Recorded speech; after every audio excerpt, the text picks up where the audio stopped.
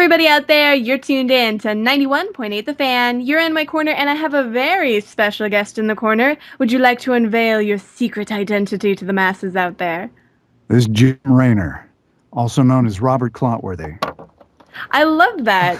Now the fans are really hyped for you. You've got them all in the Cool. mood. Alrighty. Well, see, now before we get to the current day stuff, I Uh-huh. kind of do want to take a trip. We can take a DeLorean or a phone booth. Oh, I like that. I got my flux capacitor out. I'm ready. Oh, high five. Somebody gets the reference, thank God. Nobody's made a Back to the Future joke with me before. Are you serious? I am totally Oh serious. man, let's get some broccoli. Let's get some trash. Let's throw it in the flux capacitor and let's go. Yes. So let's go back in time and ask you what sparked your initial interest into acting. Well, I started when I was 15 years old. My father was in advertising. He was a commercial producer of radio commercials. And I used to go down to the studio with him, and I was around these incredible voice people working.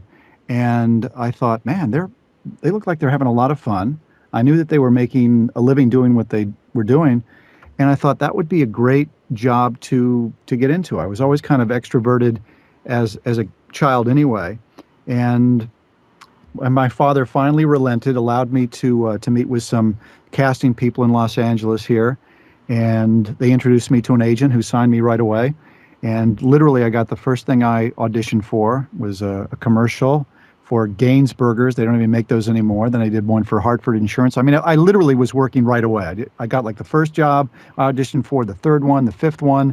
Then I started Wow. doing all these silly TV shows back in the day, you know, the Waltons and Emergency. I did all those shows at Universal, Rockford Files.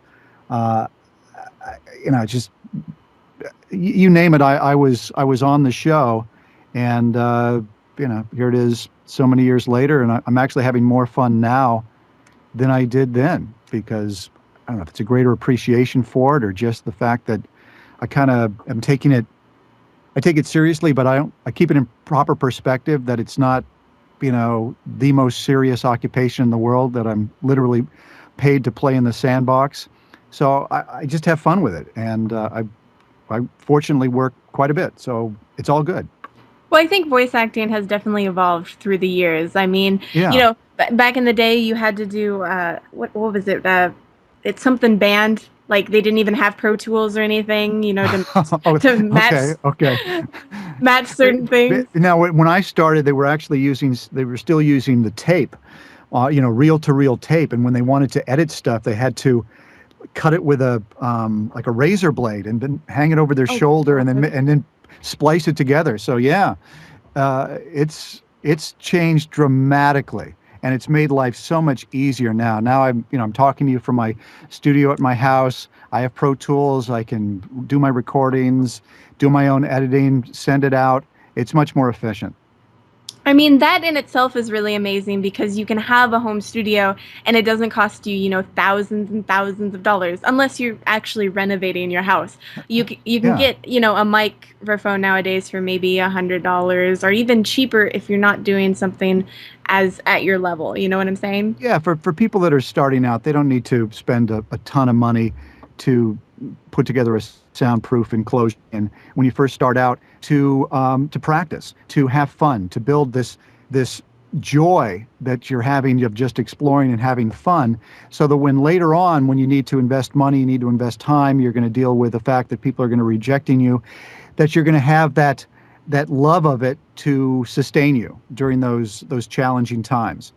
So initially, don't let that be an impediment that you need to spend a ton of money to do it, because you really don't. I have friends that literally take their microphone and their laptop computer into a closet full of clothes, have a light hanging, and so they can see their scripts, and they're able to record stuff, and it's just fine for auditions. Yeah, So it's amazing. Like I can't even fathom it because 2 years ago I didn't even think I could get like a mic stand and a pop filter and all that stuff crammed into my room. yeah, it's pretty, and the negative side to it is that because it is so affordable and easy now, that so many more people are doing it. Like, for example, I was talking to my manager this morning, and I guess I'm in the final two or three for some job, and she told me that the producer had listened to 800 auditions, Wow. and I'm down to like, the two or three that they're presenting to the client. So when you think of that, it's become the numbers that are the biggest problem to anybody's success, because obviously all those 800 people were not really top notch, but you have to weed through the I guess the lesser auditions to get to the cream. So it's a little bit more challenging in that regard to kind of separate yourself from everybody else. Well, it's kind of funny from an anime fan's perspective. Yeah. We go to so many conventions, and like the number one question that, a lot of people, a lot of voice actors are asked is, how do I get into anime voice acting specifically? Yeah. And then these people try and take that advice with, I don't think, the fundamental knowledge of acting. And so I think that doesn't help at all in terms of competition when you have. Yeah, it's not really a voice. You may be able to do an impression of somebody else and do it fairly well, but as long as that person is out there working, the real person is going to get the job ahead of the person that's doing an impression of that person. So you need to understand who you are, what separates you from everybody else, and you also have to do some inner exploration as far as an actor is concerned to understand what your point of view is toward life, toward things, and then how do you convey that? How do you access that within you so that you can portray the character to a level that is competitive to other pros? And it takes time to do that. And a lot of people aren't willing to invest the time and energy. They just think that if you have a voice, that's all that matters, and it should be.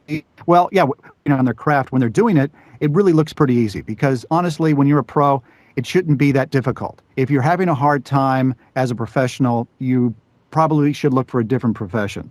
When I go in there to a recording studio, I worked on a show yesterday, a thing called Diagnosis Dead or Alive, that's on the Discovery Health Channel.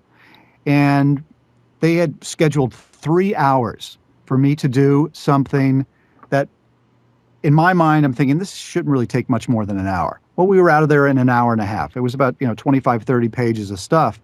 But they told me that they had another person in there who it was their first recording session, and it took them 3 hours to do the job. Well, as a pro, it shouldn't take you that long. But a lot of novices don't understand that you need to kind of build up the muscle so that when you go into the studio, you can bring it on and deliver in a short period of time. You don't really have a lot of opportunity to think about what you're doing. You need to make some quick choices, get to it, not be freaked out and worried about what it is you're doing, and just listen to the director and follow your gut. I wish you could talk to my mom for me, because I still. What's her number? Give me. I'll call her right now. Well, Get on the line. I still try and explain to her, what I'm doing, and I'm like, "Hey, mom, I'm still here. Don't worry." Yeah. But I'm like, Okay. I'm talking to so and so, and they do a cartoon voice, and she's like, "Oh, okay. Well, I can do a cartoon voice too. Hey, Jackie," and she does something like lame like that, and I'm like, "Mom, you need a little bit more, practice." Well, yeah. I mean, you can go to a surgeon and have somebody that's skilled operating on you, or you can have somebody that just goes, "Hey, I know how to cut." And the analogy is kind of honest, because you need to have the respect for the craft. There are excellent garbage men, and there are lousy garbage men. There are good actors, bad actors. In the on-camera world, you can get away with not being a great actor. We all know of great actors who are movie stars or TV stars, and they're not really super talented when it comes to acting, but they've got charisma, or they've got a look, or they've got something that the audience responds to. In voice acting, you don't have that. It's basically your voice and your acting ability. And most of the professional voice actors that I know, they've got a lot of acting experience. So if you as a novice want to compete against the pros, you got to get good. But the good thing is there's always room at the top. So if you are good, you're going to get your shot. And that's why, friends, I'm still in radio. What's the old joke? I've got a face made for radio? Yes, exactly. I've Okay, said that got it. before. But no, in terms of, how technology has changed, you've gotten to see one of the biggest changes, which is the video game industry. Yeah. That has definitely gone leaps and bounds just in the past 5 years, let alone 10 or 15. Yeah, it's pretty amazing. I mean, when I think back to, I guess it was 1997 when I first started working on the original StarCraft, where I went down to Blizzard. I don't think they really had, no, they certainly didn't have the big Blizzard campus that they had now. I think they had, some offices and just kind of an office complex. And I met with Chris Metzen, who is the creator of StarCraft, and he basically just had some drawings that he had done of StarCraft, of Jim Raynor, of the different characters. He showed those to me. Went over his concept of what he thought the whole game was going to be about. Then we went into the studio and just recorded stuff. Now, I think the budget of the last game, Wings of Liberty, that came out was somewhere around $100 million, and we spent over a year doing voice work on the game, and the quality of the cinematics that they've come up with. I mean, it's astounding. The stakes are so much higher now in these games, and the quality of the production has I mean, it's amazing now. It really is feature film quality that they're putting out there. And the attention to detail. Obviously, they're able to spend a lot more time getting it right. And, there are some games out there where it doesn't matter as much because, the focus is on something other than character development, like it is with Blizzard. But even the smaller games, the amount of work that's put into it is insane because the competition is so great. Definitely. And it's challenging as an actor. I mean, it's really thrilling to work on a game like StarCraft where you have the opportunity to really work on a fully developed character. And I think the audience has really responded to Raynor and the different characters that are in the game.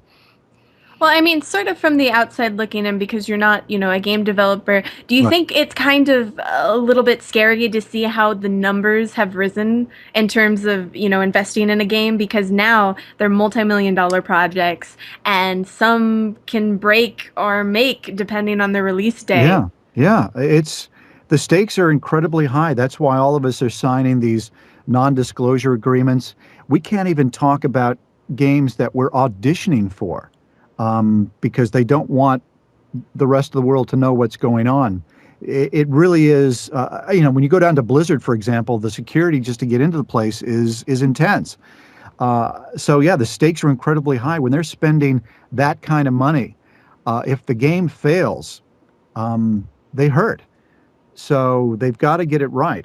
And fortunately with Blizzard, I think they're handling things pretty well. I think last time I checked, they're paying their bills. They're doing okay. Diablo came out. I think it did okay. Just a little bit, just a little above average. And also what's happening now is it's beyond just people buying a game. With the internet now and the ability to compete against other players internationally. I mean, you can go online to Battle.net and play somebody in a foreign country. And then, of course, what's happened with StarCraft and the E3, the esports and the professional competition. I don't think anybody could have anticipated that, where you now have people that are making $250,000 a year or more playing the game professionally. I mean, it's wild, and it's just getting bigger and bigger. I went for the first time a couple of weeks ago to the Spring Championships in Anaheim, and there must have been 20,000 people there to see the pro StarCraft players. It's amazing. Insane. It is so insane. And it's so much fun to be a part of that. I love going to those events and interacting with the fans and spending some time and talking with them.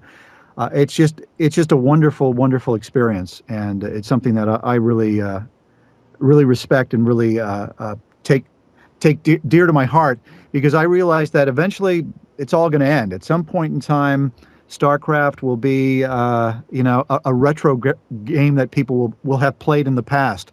But right now, I feel like a surfer just riding a big wave at Mavericks Beach or something. I mean, it's a ton of fun. Hey, they came out with a sequel. You never know; they might come out with another one. Well, we've got this new one that we've been working on, Heart of the Swarm, that hopefully will be out this year. At least that's the goal that I think Blizzard has. But again, there are no promises because they put it out when they're ready. And then the game that we're going to be working on on after that is going to be a Legacy of the Void. So there's at least two more that are coming out, and I'm sure there are plans for more. I don't think they're going to let StarCraft just kind of, slip away into the sunset. I doubt it. I mean, it Yeah. has such a huge following. I'm still actually, as a player, I'm Hmm. very iffy on the latest expansion because they got rid of my favorite unit. I'm like, no. Well, I hate to break it to you, but in Heart of the Swarm, they've already announced that they're getting rid of additional units and adding new ones. So Mhm. they're really mixing it up a bit for people. So if you thought you had it all figured out, you're going to have to relearn it and rethink your strategies because they're changing it up for you. Definitely. What And was your favorite unit? the carrier, because I play Oh, Protoss, oh, and oh, oh, you seem okay. upset about Okay. that. Well, okay. I can deal with a Protoss, but if you were Zerg, I don't know what Oh, I don't I'd like have to get Zerg. my Yamada cannon out and show you the business end of it. Well, with Zerg, I always get rushed all the time because they have units so quickly, and I'm just Yeah. like, no, I don't even have like a gateway up. Go away. Well, I'm glad I'm speaking to a player because it's interesting. The people that play the game, there's something very unique about them. There's first of all, as I tell people, you can't be an idiot and play StarCraft. You've got to have something happening upstairs. You got to have something. Your brain has to be firing because it's not a simple game. And also, the people that play the game, there's a genuine sweetness about them. They seem to be really, really nice, kind people. Now, they may be tough when they're battling one another online, but they're really, really nice. And it's another reason why I enjoy spending time with all the players and the fans. Well, if I can toss out a theory out there, I think a lot Yeah. of people who are really good at StarCraft are the people who are really good at micromanaging. And I think that helps, and not to get all like psychological, but I think that helps with like friendships and personality, just having that trait. Yeah. And also, what a nice thing that StarCraft has done is they've created this community, and where the people say, when I ask them, well, what got you into it? Well, they first say it was the gameplay, then it was the storyline, but what keeps them coming is the community, the interaction, the making of the friends. So I think you're absolutely right. It's very conducive to creating an environment where you can build these friendships. And also with the micromanaging, you're absolutely right, because this game has been used by, like, say, for example, the U.S. Air Force used the first game as part of their training, so that people could understand how to micromanage, how to work different units. So I think you're absolutely right. Well, for anyone else who wants to test my theory, you can get into the IRC chat and you can, counter me and I'll There bring you it up with go. our There special you go. guest. But I think this is a good time to take a break, have a little breather, calm You got down it. from all the Got it. hardcoreness of this. You got So it. keep it tuned to 91.8 The Fan, everything you want and nothing you don't. Hey, everybody out there, you're tuned in to 91.8 The Fan. I'm pretty sure my special guest is still here. Are you? Yeah, I'm still here. This Yes. Jim. This Jim Raynor. This Jimmy. He's alive. We Yeah. didn't hurt him. Don't worry. Let's kick this revolution into overdrive. Yeah. One thing I did want to mention actually that was talked about a little bit before the break is Yeah. you said something about how, video games nowadays they're so heavily involved with NDAs and the voice Right. actors can't say anything. Mhm. But one thing I've brought up with a lot of people is it would be really nice if once they had a cast solidified, if you guys could actually come out and promote the game. Obviously not say any spoilers about the game, but say, hey, I'm in it and you should get it and it's awesome. Because a lot of the times, what I've seen, especially in anime fandom, is that fans will literally purchase games or media if their favorite voice actor's in it. Yeah, I think that the game industry is starting to understand the value of the voice talent that's in the game. And I think there's kind of a cultural shift that has to take place. I mean, when you think about a company, for example, like Blizzard, where you have people that are spending years and years and years developing a game, working on the graphics, creating the story, I mean, programming it, all the stuff that goes into it. And then you've got voice actors that come in and work a day or two or four or however long it is. Um, it's hard to think of those voice actors as part of the process. Hmm. You know, plus, it's only been a couple of years now that the voice actors and these game developers have a contract with Screen Actors Guild and AFTRA, where they're employing these union actors. So it's kind of new, and I know that Blizzard has started to shift a little bit and start to include us as the voice actors more and more in the stuff that they're doing, because the fans, I mean, they're excited to see obviously the people that worked on the game, but they're really amped when it comes to talking to the voices or to talking to the director or the main creative head. And as actors, we love going out there and pushing it anyway. I mean, we're not uh, adverse to going out and promoting. In fact, we're very comfortable with it, and they're starting to do that more and more. So I think I think it just takes a cultural shift in the mentality of the companies to understand and appreciate what the voice talent can add to the sale of the game and to the promotion of the game. And they're starting to do that more and more. I mean, that's why Blizzard has started to invite us to the BlizzCons. That's why I was invited to the big MLG tournament here in Anaheim. Blizzard was great, getting me tickets, setting me up for interviews while I was there, because they understand that the fans kind of enjoy interacting with us. And listen, it's great fun. It's great fun to do. Well, and not to downplay the developers or anything like that or the writers, but for a gamer, you're what brings the character to life because you're what we hear, and Yeah. you bring the emotion and the relationship and the relatability all together, and that's what for a lot of people makes the game long lasting, not just this game is really cool, but I can connect to this character. Yeah, I mean, it's interesting how people resonate to the character of Raynor. I mean, I have to give credit to the people that wrote the game, that developed it, that did all the hard labor of putting it together so that I could come in and do my vocal thing, and then they're able to take my voice and match it with Raynor and what he's doing. Um, so I'm kind of like the icing on the cake, but when people see that cake, they like the icing. They want to dip their finger into it and take a taste. So it's not in any way diminishing the work that they did, because if they hadn't done that hard labor, I wouldn't have anything to do. I mean, I would be irrelevant. So I think I'm just kind of trying to complement the hard work that they've done. And listen, if I was a fan, that's who I want to talk to. I want to talk to the people that worked on the game, but I'd also like to talk to the people that are doing the voice, because that's what makes it personal. That's what makes it something that you can really identify with. And without that great writing and that great story, we wouldn't be there. And listen, Blizzard has done a phenomenal job of putting together a story and a cast of characters that people really resonate to. And it's like a good book or a great movie or a good song.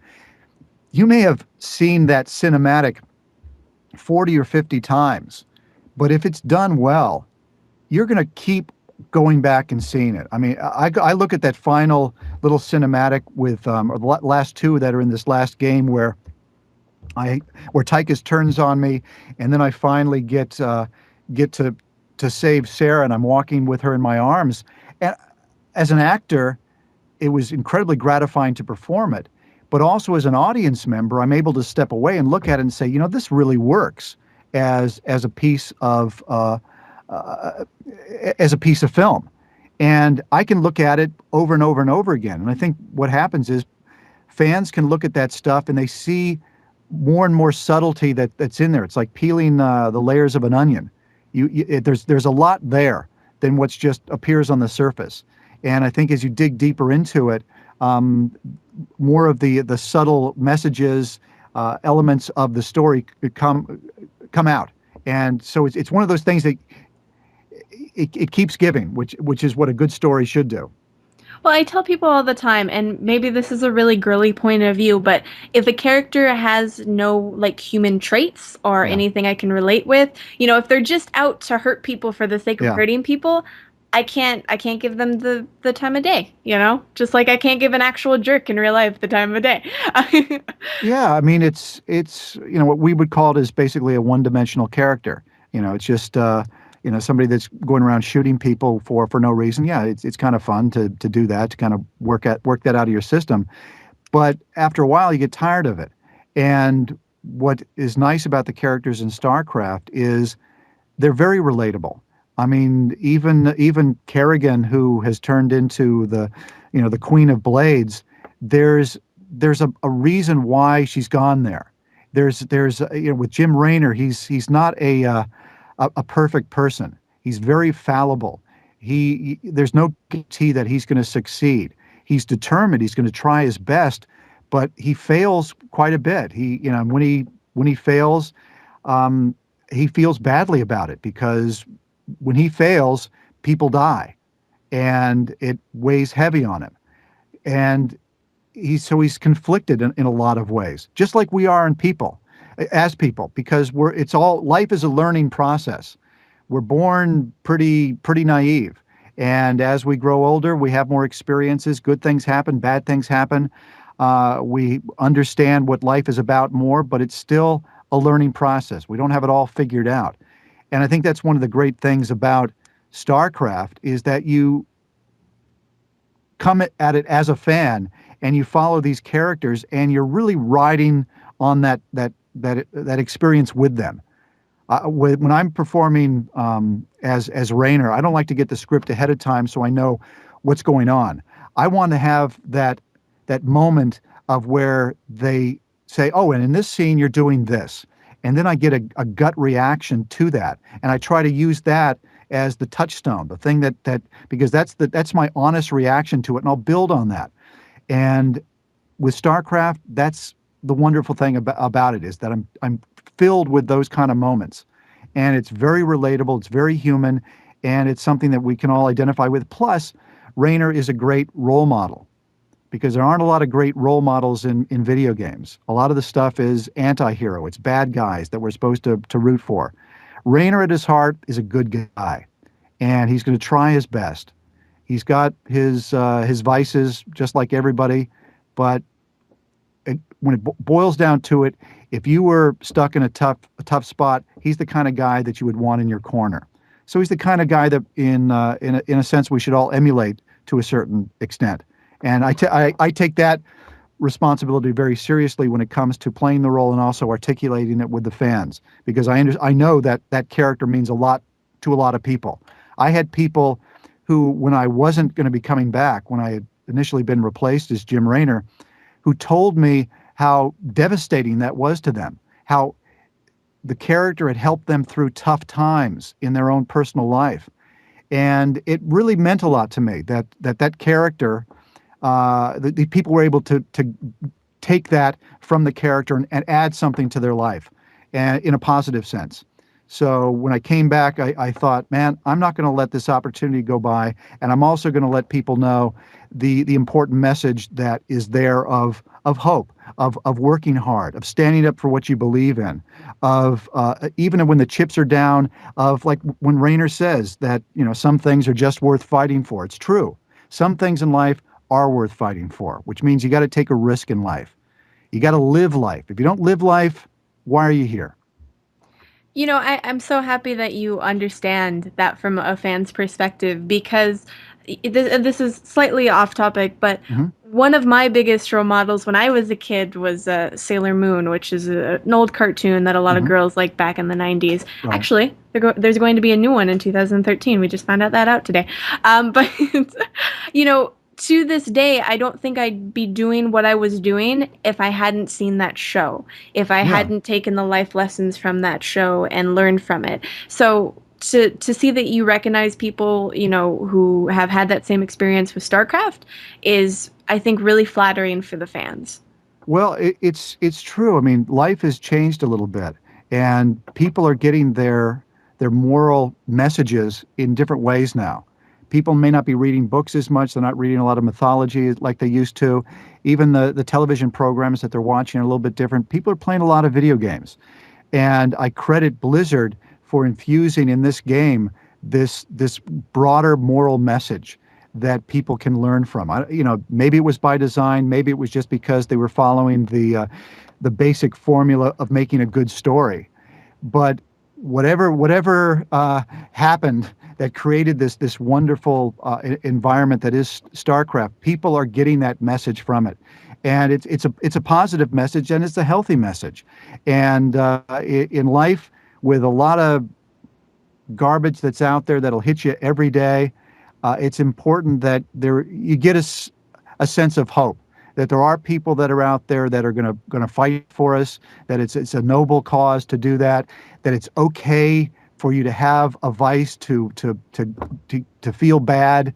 In fact, feeling bad is critical because it makes everything else so much better. If you never felt bad, then you'd basically just feel kind of like somewhere in the middle. By feeling bad, you can appreciate what it's like to feel good. To have had an injury, you can appreciate what it's like to be healthy.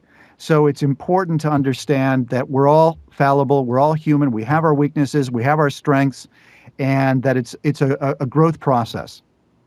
Well, now, since you obviously really adore your fans, is there Yeah. any place where the fans can meet you? Do you have any more events in this year or anything planned for Yeah, 2013? I'm supposed to be going down to Comic-Con next Friday, down in San Diego, where I'll be signing some autographs for people. I've got a table set up there, so I'll be able to do that. Um, I do. I'm starting to go more and more to these MLG events. I've made some contacts with the people at MLG, so hopefully they'll invite me to a few more of those.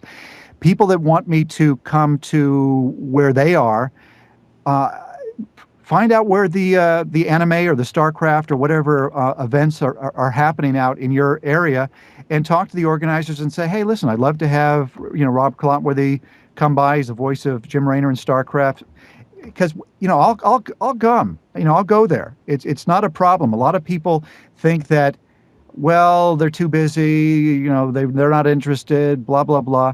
Basically, you got to ask. That's it. And if we can do it, we do it.